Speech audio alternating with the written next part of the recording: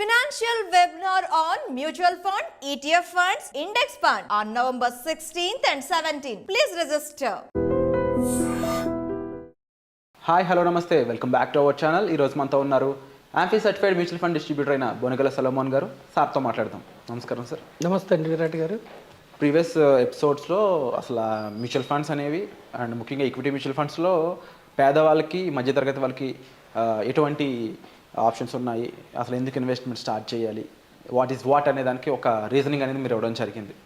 But నా question ఏంటి అంటే, అసలు ఈక్విటీ మ్యూచువల్ ఫండ్స్కి క్యాస్ట్ క్రీడ్తో సంబంధం లేకుండా ఎవరు ప్రాపర్గా ఇన్వెస్ట్మెంట్ స్టార్ట్ చేసుకోవచ్చు, ఎలాంటి వాళ్ళకి ఇవి ఏ విధమైన అడ్వాంటేజెస్ బెనిఫిట్స్ ఇస్తాయి, అట్ ది సేమ్ టైం ఎలాంటి తప్పులు చేస్తే ఇందులో కూడా నష్టపోయే అవకాశాలు ఉంటాయంటారు, కొంచెం జాగ్రత్తలతో సహా మొత్తం ఇన్ఫర్మేషన్ చెప్తారని అడుగుతున్నాను సార్. విరాట్ గారు మంచి క్వశ్చన్ అడిగారండి. ఇప్పుడు మనం పేదవారిని మధ్యతరగతి వారిని చక్కగా ఇన్వెస్ట్ చేసుకోండి. సేవింగ్స్ ట్రేడింగ్ కంటే కూడా ఇన్వెస్ట్మెంట్ చేయండి. ఇన్వెస్ట్మెంట్ చేస్తే 30 నుంచి 50 కంపెనీలో డైవర్సిఫైడ్ పార్ట్ ఓనర్ అవుతారు. మీకు లాంగ్ పీరియడ్లో వెల్త్ జనరేట్ అవుతుంది. ఇక్కడ ఎవరు ఇన్వెస్ట్ చేయొచ్చు అంటే, మన భారతదేశంలో ఉన్నవారు ఎవరైనా ఇన్వెస్ట్ చేయొచ్చు. ఈవెన్ బయట ఉన్నవారు కూడా, ఎన్ఆర్ఐలు కూడా ఇన్వెస్ట్ చేయొచ్చు. అయితే కొన్ని ఎన్ఆర్ఐలకి కొన్ని కంపెనీస్ రిస్ట్రిక్షన్స్ పెట్టినాయి. ఓకేనా విరాట్ గారు? అయితే భారతదేశంలో ఉన్న వాళ్ళు ఎవరైనా ఇన్వెస్ట్ చేయొచ్చు. వాళ్ళకి పాన్ కార్డు ఉండాలి, అడ్రస్ ప్రూఫ్ ఆధార్ ఉండాలి, తర్వాత బ్యాంక్ అకౌంట్ ఉండాలి. మనం అకౌంట్ నుంచే మ్యూచువల్ ఫండ్స్లో మనం క్యాష్ ట్రాన్సాక్షన్స్ ఏమి ఉండవు, అకౌంట్ నుంచే ఉంటాయి. సో క్యాస్ట్ డిఫరెన్స్ ఏమి ఉండదు, జెండర్ డిఫరెన్స్ ఏమి ఉండదు, ఎటువంటి యొక్క వివక్ష ఉండదు.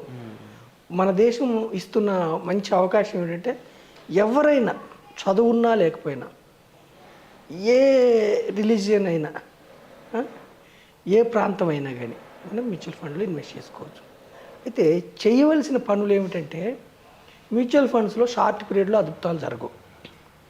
దీర్ఘకాలంలో 10%, 12% వస్తే కూడా పవర్ ఆఫ్ కాంపౌండింగ్ వల్ల, పవర్ ఆఫ్ కాంపౌండింగ్ అర్థం ఏమిటి? వడ్డీ మీద వడ్డీ, వడ్డీ మీద వడ్డీ. దీని వలన అద్భుతాలు జరుగుతాయి. షార్ట్ పీరియడ్లో నష్టాలు వస్తాయి. నేను ప్రజలకు చెప్తుంది ఏమిటంటే, ఈక్విటీ మ్యూచువల్ ఫండ్స్ అనేవి రిస్క్తో కూడుకున్నవి. రిస్క్ అంటే ఏమిటంటే, మనం పెట్టే ప్రిన్సిపల్ కిందకి వెళ్తుంది, డౌన్ అవుతుంది.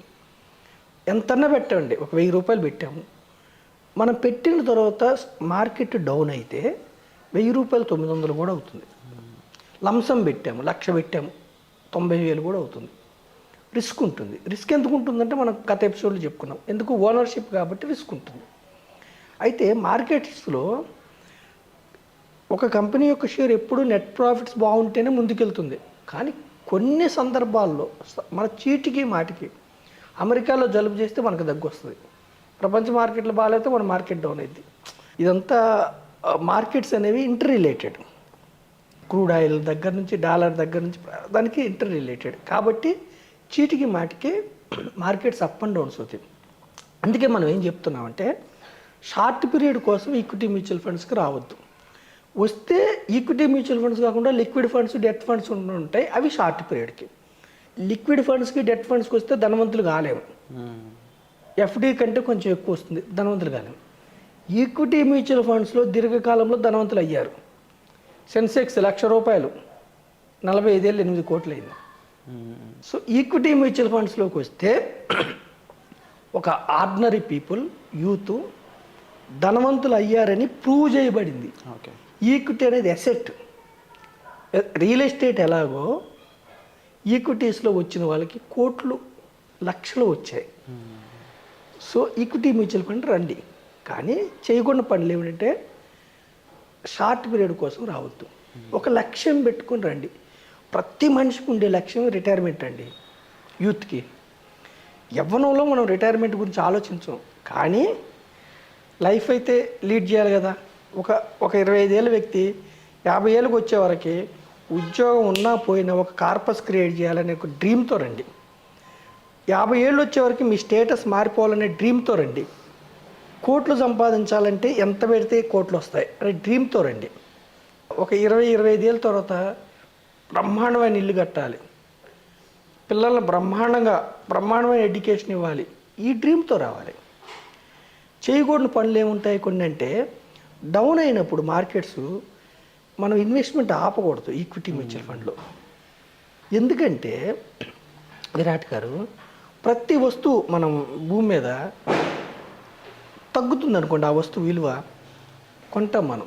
ఇప్పుడు మీ చేతిలో ఐఫోన్ ఉంది, ₹1,00,000 సపోజ్ 90,000కి వస్తుంది కొన్నప్పుడు కొంటాం, ఆనందంగా హ్యాపీ.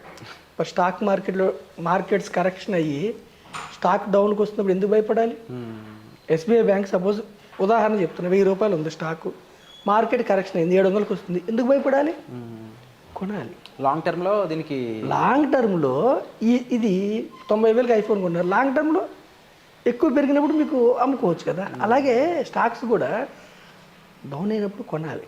ఇంకా యాపిల్ అన్న ప్రోడక్ట్ అన్న డిప్రిషియేట్ అవుతుంది, కానీ స్టాక్ మాత్రం అప్రిషియేట్ అవుతుంది 100%. అప్రిషియేట్ అవుతుంది. సో మనం ఏం చేస్తున్నామంటే ఈక్విటీ మ్యూచువల్ ఫండ్లో ఆర్డినరీ పీపుల్ దీర్ఘకాలం కోసం రావాలి. సరే, ఎవరెవరు ఇన్వెస్ట్ చేయొచ్చు అంటే ఎవరైనా ఇన్వెస్ట్ చేయొచ్చు, బ్యాంకు ద్వారా మాత్రమే ఇన్వెస్ట్ చేయొచ్చు. అంటే ఈక్విటీ మ్యూచువల్ ఫండ్లో రావాలంటే ఫస్ట్ కేవైసీ ఉండాలి, నో యువర్ కస్టమర్. కేవైసీ ఎలా చేయాలి ఏమిటంటే, మా వాళ్ళని డిస్ట్రిబ్యూటర్స్ అడిగినా చెప్తాం, కొన్ని ఆన్లైన్ ప్లాట్ఫామ్స్ కూడా ఉన్నాయి. అయితే ఈ మధ్య నేను ప్రజలకు చెప్పేది ఏంటంటే, ఈక్విటీ మ్యూచువల్ ఫండ్స్లో కూడా కొన్ని సైబర్ నేరస్తులు, కొన్ని ఫినాన్షియల్ సంస్థలు మిస్గైడ్ చేస్తున్నాయి.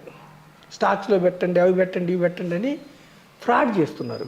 జాగ్రత్తగా చూసుకొని వెబ్సైట్ కరెక్ట్గా ఉందా లేదా, ఇప్పుడు ఎనీ మ్యూచువల్ ఫండ్ సంస్థ అది వెబ్సైట్ కరెక్టా కాదా, ఆన్లైన్ వెళ్ళే వాళ్ళ చెప్తారు. లేదు డైరెక్ట్గా మ్యూచువల్ ఫండ్ ఆఫీస్కి వచ్చి చేశారా, వెళ్ళండి గుడ్. లేదు డిస్ట్రిబ్యూటర్ ద్వారా చేశారా, వెళ్ళండి గుడ్. సో ఎవరైనా ఈక్విటీ మ్యూచువల్ ఫండ్లో మనకు ఎంటర్ కావచ్చు. మనం ముఖ్యంగా డూస్ డోంట్స్ ఏమిటంటే విరాట్ గారు, దీర్ఘకాలం కోసం ఈక్విటీ మ్యూచువల్ ఫండ్స్ రావాలి. రెండవది liquid funds, debt funds wealth preservation కోసం. వెల్త్ క్రియేషన్ కావాలంటే రిస్క్ తీసుకోవాలి. మీ ఈక్విటీ మ్యూచువల్ ఫండ్లో రిస్క్ ఉంటుంది. షార్ట్ పీరియడ్లో మీ యొక్క డబ్బు కిందకి వెళ్తుంది. ఒక 5 years 7 years వరకు కూడా రిస్క్ ఉంటుంది. మీరు ఓపిక పట్టాలి ఈక్విటీ మ్యూచువల్ ఫండ్స్. తర్వాత ఇంకేమిటి తెలుసుకొని పెట్టాలి. స్కీమ్స్ ఎక్కువ. ఈక్విటీ మ్యూచువల్ ఫండ్లో పెద్ద డిసడ్వాంటేజ్ ఏమిటంటే వేలు స్కీమ్స్ ఉంటాయి. సో మనం ఏం చెప్తున్నామంటే సామాన్యమైన ప్రజలకి డైవర్సిఫైడ్ ఈక్విటీ మ్యూచువల్ ఫండ్ అంటే అన్ని రంగాల్లో పెట్టాలి. ఒకే రంగంలో పెడితే, సపోజ్ ఒక ఇన్ఫ్రాస్ట్రక్చర్ రంగమే తీసుకున్నాం, ఆ ఒక్క రంగం పెరిగితేనే మీకు పెరుగుతుంది. ఫార్మా రంగమే తీసుకున్నాం, ఆ రంగం. అందుకని ఒక రంగం కాకుండా డైవర్సిఫైడ్ తీసుకుంటే మనకి మ్యూచువల్ ఫండ్ సంస్థలు ఏం చేస్తాయంటే ఆ దేశంలో ఏ రంగం పెర్ఫామ్ చేస్తుందో ఆ రంగంలో స్టాక్స్లో పెడుతూ ఉంటుంది. డైవర్సిఫైడ్ ఈక్విటీ మ్యూచువల్ ఫండ్లోకి రండి. నేను ఈ వీడియో ద్వారా ఏం చెప్తున్నానంటే, చదువు లేకపోయినా పర్వాలేదు, మంచి స్టేటస్ లేకపోయినా పర్వాలేదు, ఈక్విటీస్లోకి ఎంటర్ కండి, డైవర్సిఫైడ్ ఈక్విటీస్లోకి ఎంటర్ కండి. ఎంతో కొంత క్రమానుగుణంగా నెల కట్టడాన్ని సిప్ అంటారు, సిస్టమేటిక్. అంటే బ్యాంక్ నుంచి మాత్రమే డెబిట్ అయింది. ఏక మొత్తంలో కట్టదాన్ని లంసం అంటారు. ఒక దీర్ఘకాలం ఉండండి, ఒక డ్రీమ్తో రండి. ధనం సంపాదించాలన్న డ్రీమ్ ఉంటేనే మీరు ఈక్విటీ మ్యూచువల్ ఫండ్కి వస్తారు. రిస్క్ ఉంటుంది, రిస్క్ కంపల్సరీగా ఉంటుంది. రిస్క్ అంటే ఏమిటంటే మీ యొక్క అసలు కిందకి వెళ్తుంది. సో మీరేం చేస్తారు, దీర్ఘకాలం కోసమే రండి. మీకు ఎమర్జెన్సీలో మరి ఎలా అన్నారనుకోండి, మీరు సపోజ్ మీ దగ్గర ఒక 1,00,000 ఉందనుకోండి, ఒక 10,000 లిక్విడ్ ఫండ్లో డెట్ ఫండ్లో పెట్టుకోండి ఎమర్జెన్సీ కోసం. దీర్ఘకాలం కోసం ఈక్విటీ మ్యూచువల్ ఫండ్.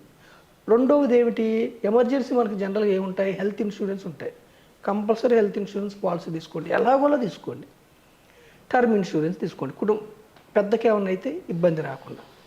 సో మనం ఏం చెప్తున్నామంటే దీర్ఘకాలం రండి, డిస్ట్రిబ్యూటర్స్ ద్వారా ఎంటర్ కండి, లేదంటే డైరెక్ట్గా మ్యూచువల్ ఫండ్ ఆఫీస్కి వెళ్ళి ఎంటర్ కండి. డైవర్సిఫైడ్ ఈక్విటీ మ్యూచువల్ ఫండ్ తీసుకోండి. సెక్టార్ ఫండ్స్ నాలెడ్జ్ ఉంటేనే తీసుకోండి, లేకపోతే సెక్టార్ ఫండ్స్ అంటే ఒకే సెక్టార్లో. సపోజు మన డ్రీము ఐటీ ఎంప్లాయ్ కావాలని ఉందనుకోండి, మనం కాలేకపోయాము, ఇంజనీరింగ్ సీట్ రాలేదు, ఇంకోటి. కానీ ఐటీ ఫండ్ తీసుకున్నాను అనుకోండి, భారతదేశంలో ఉన్న టాప్ 20 ఐటీ కంపెనీస్ ఓనర్ అవుతారు మీరు. సో మనం ఏం చెప్తున్నామంటే ఆర్డినరీ పీపుల్కి, పేదవారికి మీరు ధనవంతులు కావాలంటే ఈక్విటీ మ్యూచువల్ ఫండ్స్ ద్వారా మీకు అవకాశం ఉంది. సో డిస్ట్రిబ్యూటర్ ద్వారా రండి, లేదంటే మంచి మ్యూచువల్ ఫండ్ ఆఫీస్కి వెళ్ళి గైడెన్స్ తీసుకొని చక్కగా రీసెర్చ్ చేసి రండి. దీర్ఘకాలంలో మీకు వెల్త్ క్రియేట్ అయ్యే అవకాశం చక్కగా ఉంది. Wonderful sir. అండ్ ముఖ్యంగా ఇలాంటి కాన్సెప్ట్స్ అనేవి ఇంకా జనాలకి తెలియాల్సిన అవసరం ఎంతైనా ఉంది. దాదాపుగా నాకు తెలిసి 141 crore పీపుల్లో ఇంకా ఇన్వెస్టర్స్ మనకు చూసుకున్నట్టయితే రిటైలర్స్ చాలా తక్కువ మందే ఉన్నారని చెప్పాలి. పర్సంటేజ్ వైజ్ చూసుకుంటే, రేషియో వైజ్ చూసుకున్నా. సో ఎక్కువ మందికి ఇంకా ఇందులో అడుగు పెట్టాల్సిన అవసరం ఉంది. బేబీ మీలాంటి వాళ్ళు మరింత నాలెడ్జ్ని ఇలా వీడియోస్ ద్వారా ఇవ్వాలని నేను మనస్ఫూర్తిగా కోరుకుంటూ ఉన్నాను.